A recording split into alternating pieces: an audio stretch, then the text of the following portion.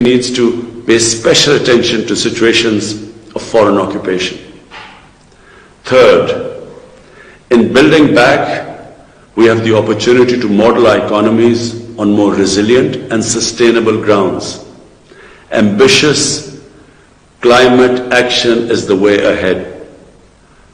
Pakistan is accordingly implementing policies for green growth. Fourth, there's a dire need to mobilize adequate financing for development. For the developing countries, the debt issue must be addressed in a fair and sustainable manner. With my global initiative on debt relief, Pakistan has been advocating this cause on all world forums.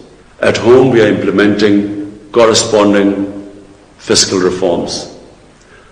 Ladies and gentlemen, the bigger question is, what mechanisms can help us achieve these ambitious goals? We all want to reinvigorate our economies and build back better. But we cannot do this in isolation.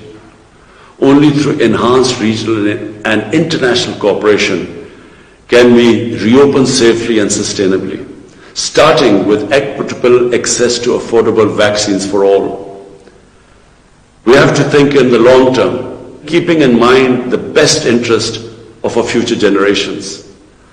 Pakistan has shifted its focus from geopolitics to geoeconomics. We are ready to join hands for win-win outcomes. Our success lies in cooperative multilateralism and partnerships.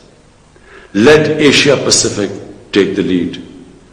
Pakistan is willing to work with all members to advance our shared objectives.